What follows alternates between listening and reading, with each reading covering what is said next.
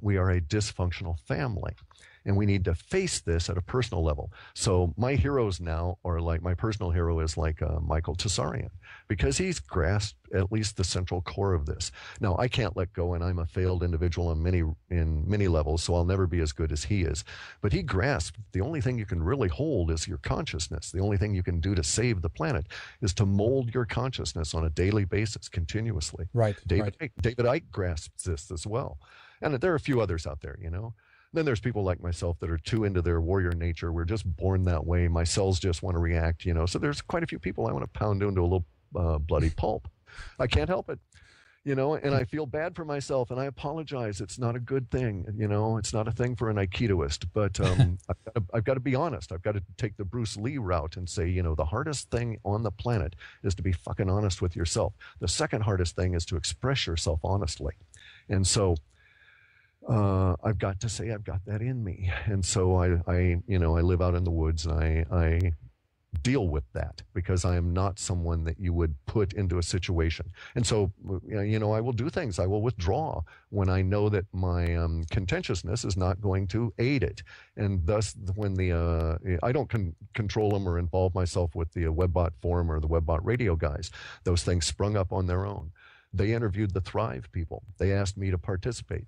I went so far as to provide a couple of questions, but I did not participate because I know that I would not have let it go, that I would have taken that Foster Grant fellow there, and I would have, or Foster fellow there, and I would have just gnawed on him and pulled on him and tugged on him, and it would have been contentious, and it would not have aided anyone, and I don't know that it would have even aided me in getting closer to the truth. Yeah. And it would have irritated everything, right? But there's, again, it's like the Wilcox and Fulford thing. There's a vagueness, there's a morass, a softness that you can't come to grips with, that you just keep disappearing into. It keeps retreating ahead of you when you get involved in all this Thrive crap.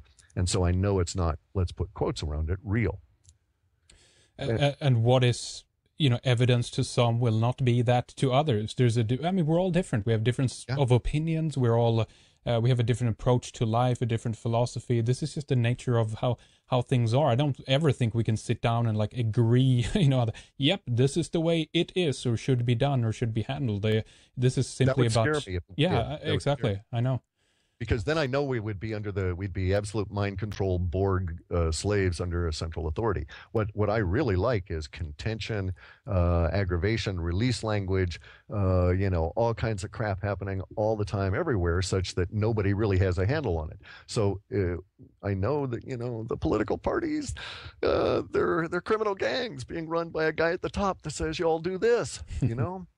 And the media, let's call them what they are. They're propaganda whores, you know. That's right. You know, and boy, they get rewarded really well. It's like, okay, Wolf, you know, you and the guys over at Fox News and stuff, enjoy yourselves. You know, I don't want to be dark and foreboding and stuff, but you're not real individuals, and you will discover this when you die, and it's just not a good thing. And there's, you know, you have all of these, you know, if you want to get really bizarre about it, you have all these religions out there and spirituality approaches that say, you know, do this, do that, and do this and everything. What's their whole point? Well, they're all talking about this point of transition that we all call death. Well, why do you think the Catholic Church went to such a great trouble over centuries to destroy the indigenous populations?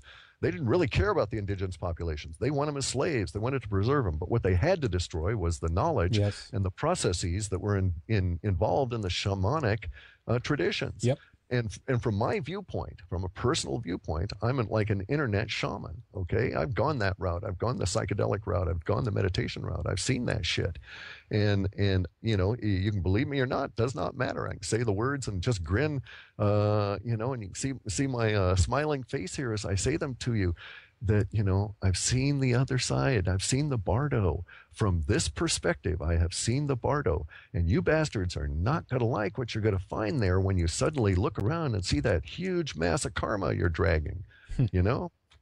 And people have come back. I'll tell you, people have come back from the dead and talked to me in that position when they're in those 49 days of the bardo. And they've told me about it. And there's no words involved, and you can't get into it in a word way. But again, Fear goes away if you're an honorable being here. So in many regards, the yakuza that Ben Fulford holds up, those individuals that are murderers and killers and so forth that are working out their own twisted karma, they will have far less of time in the 49 days in the Bardo than Wolf Blitzer and Hannity and George Bush and these other bastards. I feel for them. It's an individual journey, a path that the self must walk and discover, and anything is possible in the beyond, I think, in that way. And I think what this will be or mean to different people will be different depending on how we've lived our lives and what we try to do and how we try to better ourselves or not, to go against the grain, as it were. But let me just go back a little bit more here. We're going over a little bit on the hour, and that's fine. We need to talk about some more things here before we finish up on the first segment here. But let's go back to the resignations thing. That people are laid off, people are fired and such. Murdoch's empire is partially taken down. Strauss-Kahn is hanged out to dry. Lehman Brothers goes down. Is this consolidation of power, do you think, that we're seeing in the world right now? There's certain trends there that you're correct. There's a certain coagulation to a thick syrupy mass as you move into the Depression. That occurred in the 30s and occurred in 1890, occurred in 1861. So yeah, that does happen. However, what we're also seeing here is the Fulford and Wilcock pointing to an aggregation and saying that all of this aggregation occurred for a single point of a view that they have. So for instance, there were a lot of these resignations, the 800 and something, that occurred last year, early last year, and some that occurred for personal reasons, some that occurred for reasons people being arrested. So a lot of them are not of a central motivation. However, there are enough central motivation resignations and other strange things going on with the elite, some of which have been tagged by Wilcock and Fulford for their evidence, that I grant you there's a wave of change going on out there that they have at least had the perception to see. Makes sense? Mm-hmm, mm-hmm. They're attributing a certain level of action and motivation to it that I would not, but they're seeing it as I do. Right. I think I understand what you're saying. Are we just being? There's this idea of I heard Wilcock mention that there is a lot of people out there just spreading fear, and I guess from his point of view, maybe he's trying to inject some level of positivity as well into all of this. I mean, are we just being pessimistic for not believing what we're being told here? What's your take on that? I don't know. I don't live in that world. I live in a world with what we could say is righteous or real suffering, where beings die, where they get sick, where they spend 10 years dying. So I live in a world of suffering. So the idea that, the birds are going to sing and the sun's going to come out in perpetuity, the chemtrails are going to stop and free pie for everyone. No, I don't buy it. Anybody's telling me that has got something to sell. My dad had this saying once. Let's see if I can recall it. He said, "Life is shit. Anybody telling you different is trying to sell you something." And he's correct. Now, admittedly, that was after his third tour in Nam, and he'd seen some stuff he'd rather not. But he's quite correct at that. There is deserved suffering, right? I get a saw blade through my leg. I must suffer the consequence of that act. There is no instant cure for that. You've just got to go through it. So I don't live with that kind of mind, and I cannot reconcile myself to that view, and I actually won't have it. Just as I won't have in my presence, I won't have the crap from the TV. It's bullshit. It's as much a lie as the Fulford shit. Why should I stand here and listen to that when I know it to be untrue? People want to believe also very bad. We're now in bad need of something positive news right now. So I think that's also a tendency, maybe why people are. I'm not saying that everybody is jumping on this, or even if they are, that they're 100% wrong. That's not what this is about either. But there is a need for some positive news in all this, because it's quite depressing out there at the moment, right? Oh, it's depressing as hell. It's very interesting, listening to you about this, Cliff, getting a different take on this story. And as well, on top of it, as we know, extraordinary claims demand extraordinary evidence, and that's all we're kind of talking about here. In a way, we were trying to understand what is being said and how we can believe what is being said, and also why we shouldn't to some extent until more things become available. Right, exactly. It goes back to that same issues that they used to have in the old Cold War crap. And do you remember Reagan saying the trust but verify? Right, yep. Okay, well, there's a hidden side to that you never hear stated. If you can't verify, you can't trust. That's right. Okay, so I can't verify any of the stuff that Fulford is saying about, or Wilcock, or any of these people are saying about unnamed sources. So I can't trust any of them. But we can believe. Right, correct. Now, and also, let's. I don't really need to get into that level of it, but it's really true that we do need positive news. That we are in a huge level of very depressing facts coming to light simply because of the huge amount of the internet and the fact that you have a disparate level of awakening people, a growing number of awakening people that will find different parts of it, of the awakening process, to be intriguing to them, so they'll root out different things that the rest of us haven't seen and they'll bring it to our attention, and the whole thing seems just huge and giant and overwhelming. And it's all quite true.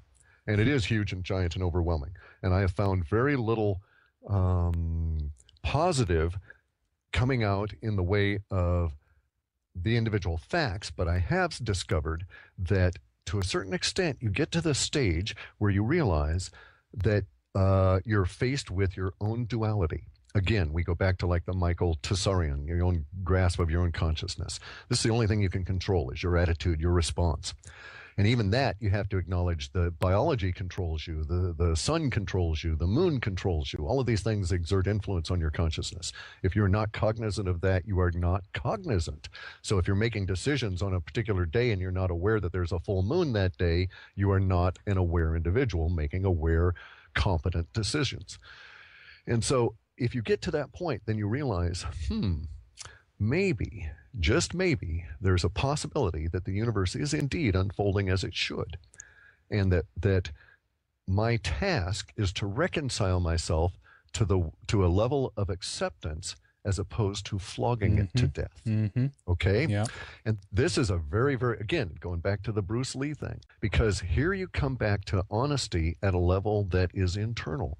And this, I would maintain that you could have an honest con man.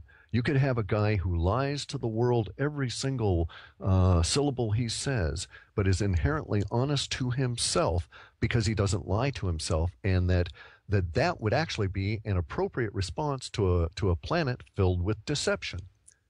That wouldn't be an enlightened individual, because the enlightened individual would not fear being honest in the face of all the deception.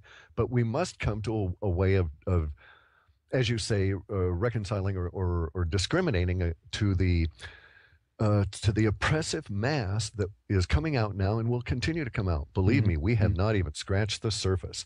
I know stuff that makes me weep. I'm a 58-year-old guy and I'm pretty tough, right? And I've been turned into an emotional basket case by the stuff that's coming out about what the Catholic, Anglican churches and their master, the crown, that is to say the queen and her husband, have done to the indigenous population just north of me here in British Columbia. And I won't go into the details there, but they closed down some orphanages up there. And the Catholic Church did everybody a huge favor before they closed down the orphanage. They had 20 feet of soil hauled in to cover up the entire grounds of the orphanage, 20 feet thicker. Right. They had layers of cement poured into the basements of those buildings. And they had real good reason to do that. This kind of stuff, this level of knowledge, cannot, in my opinion, you're not all that human if you're not affected by it. And I don't know that I want to know you if you're not affected by it. So we are in an oppressive state, but there is something we can take out of this. And that is that I have not willingly participated in any of this as an individual. I may have willingly, as an individual, participated in the structure that allows such things to exist and continue. But from the point of my discovery of that, I no longer participate. And so I can be honest and I can have acceptance. I can acknowledge my depression. I can get a certain amount of resolve out of it. And I can seek for what happiness has allowed me in this universe. But I, as an individual, have never assumed, probably because of the tortured nature of my own childhood, that happiness was offered to everyone, or was that everybody deserved it. Or not deserved it, but that the planet was supposed to deliver it. Makes sense? There's a lot of Yeah, people that are yeah. sold that. 1950s around here, in the 60s in the United States. I didn't live here in the United States then, so I wasn't influenced by the TV, but I saw that stuff later as reruns, and it's like, wait a second, they're telling you here that this whole 1950s structured cube world is basically the same crap that's in the Catholic interpretation of the Bible. And by the way, if anybody really wants to hear what the Bible actually has to say, there's this marvelous guy out there, Mario Biglino, who was paid by the Vatican to translate the Bible from the actual source material. And he translated 23 books of it. And then one day he found out what they were doing with his translation and said, enough, he's not participating, and they canned him. But talk about a linguist. This guy is just beautiful to listen to, even if you don't understand a word of Italian, just the passion in his voice. But he's out on YouTube, and you get a real understanding of what's been going on, of what's happening here. And we need something. I grant you that. I'm not the person to ask for that, because my role on this planet is not that. I'm more on the dark side. It's very difficult when we're being when we end up in these different isms that promise us a certain set of experiences as we come to this planet. I guess I could say that everybody deserves this or that. It's the same thing with socialism, that they offer you some kind of egalitarian paradise. It is not equal in that way, and there's nothing, as far as I know, that says that life is supposed to be just. It doesn't mean that humanity shouldn't strive for it and be fair and all that, but as we come here, there's no instruction about that, as far as I'm concerned anyway. But what about the argument then that thoughts, intention, and what we choose to focus on creates reality? If we only focus on negative aspects, this is what is going to manifest itself in our lives. We're going to end up in a downward spinning spiral because of it. Yeah. So on.